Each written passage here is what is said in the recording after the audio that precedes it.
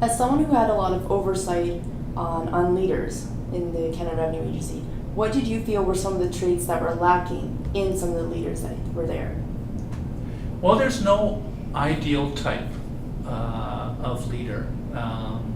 When I think of the leaders that I've really admired and respected, either people who have led me or people in my management team, they all come in different shapes and sizes, and they have different strengths.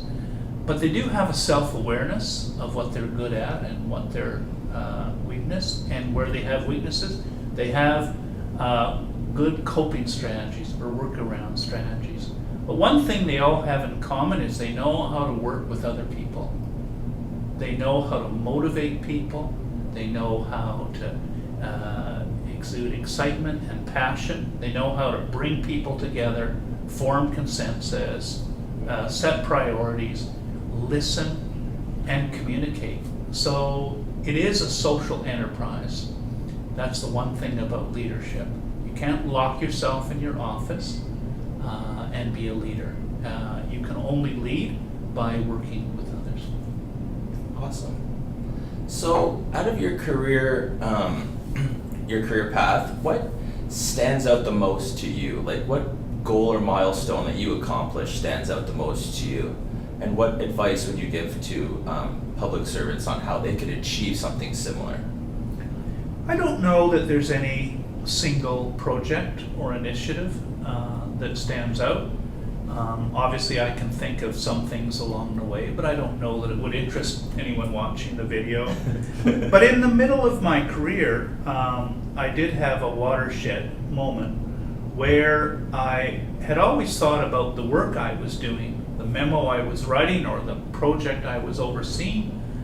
But at some point in my career, and this was when I was a middle manager, I gained more and more responsibility over larger numbers of people. And I really began to think for the first time, 15 years into my career, that my main mission wasn't the project or the initiative, but it was my responsibility for, at that time, the 800 people that reported to me.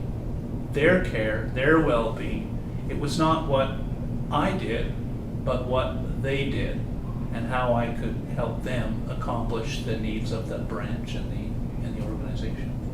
So I guess that was the big realizing that it's really working with others and through others that you can accomplish the most important things in the public service. True. One team, one goal. Yeah.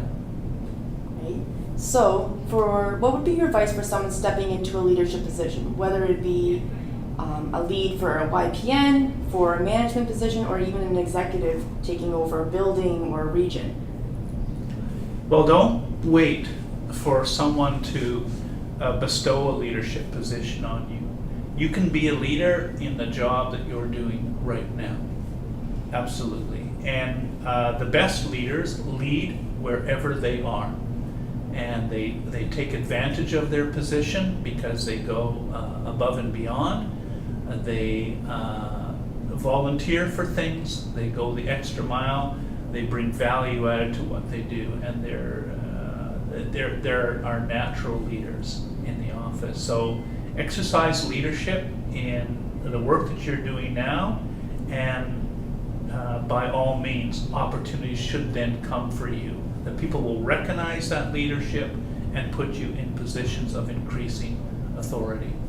And then take advantage of that position of increased authority to increase your skill set, increase your experience, because the other thing that you'll find about leaders is they have a lot of experience, right?